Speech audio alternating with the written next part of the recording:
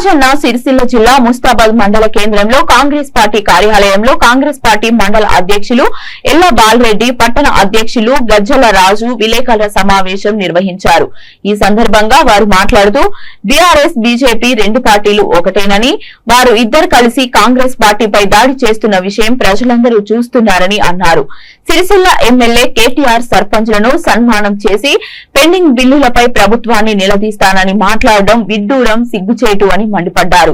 BJP Karimnagar parliament సభ్యులు Bandi Sanjay Congress party అసత్య ప్రచారాలు చేస్తున్నారని, ఉమ్మడి కరీంనగర్ జిల్లా మాజీ పార్లమెంట్ ఎంపీ పాండం ప్రభాకర్ ఎంపీగా ఉన్నప్పుడు సిరిసిల్లాకు టెక్స్టైల్స్ పార్క్ తీసుకువచ్చానని తెలిపారు. సిరిసిల్ల నేత కార్మికుల బతుకమ్మ చీరలు 250 కోట్ల బకాయిలు ఉందని, కార్మికులకు గత బీఆర్ఎస్ ప్రభుత్వం బకాయిలు ఇచ్చిన పాపాన పోలేదని మండిపడ్డారు.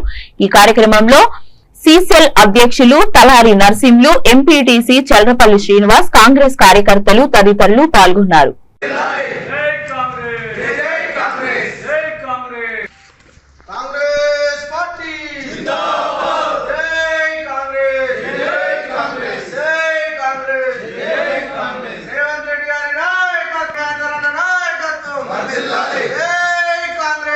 ఎమ్మెల్యే అయినాక సర్పంచులను పిలిపించుకొని శాల్వాలు కప్పుకొని బొకేలు ఇచ్చుకోవడానికి తప్ప వాళ్ళకు చేసింది ఏమీ లేదు.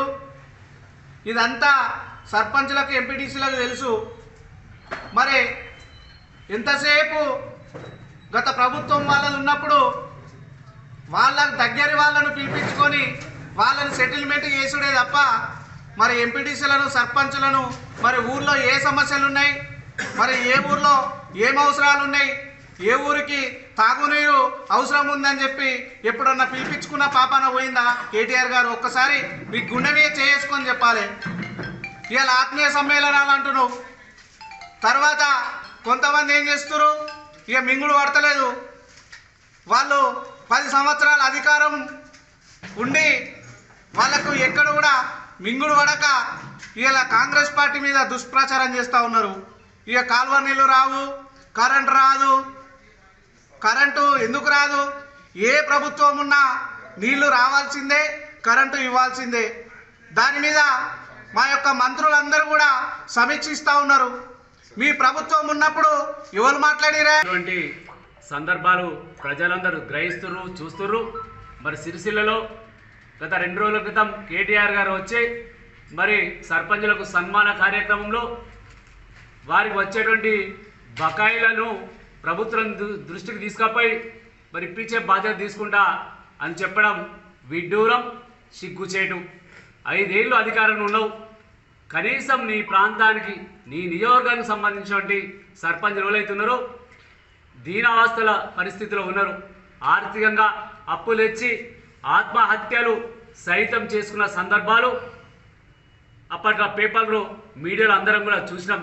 ఇవాళ బొంబాయి, దుబాయ్ పోయే పరిస్థితి సర్పంచులు వచ్చిందంటే సిగ్గుచేటు, గత ప్రభుత్వం పుణ్యమని చెప్తా ఉన్నాం. ఇవాళ వచ్చి కాంగ్రెస్ పార్టీపై దుష్ప్రచారం. ఇకపోతే సిరిసిల్లలో మరి బతుకమ్మ చీరలు ఇచ్చి 200 కోట్ల బకాయి ఉంది, ఇచ్చిన పాపన పోలేదు. మరి ఇలా కాంగ్రెస్ పార్టీని అడిగే పరిస్థితి వచ్చింది.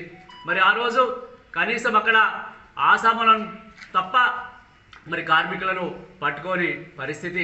ఇలా ఆసాంలో ఏదో 10 మందికి లబ్ధి చేకూర్చే తప్ప అక్కడ ఉన్నటువంటి కార్మికులకు లాభం జరగలేదు. ఇలా బండి సంజయ్ గారు కూడా మాట్లాడుతూ ఉన్నారు. ఏది కళ్ళబొల్లి మాటలతో కాంగ్రెస్ పార్టీపై బురద జల్లే ప్రయత్నం చేస్తూ ఉన్నారు.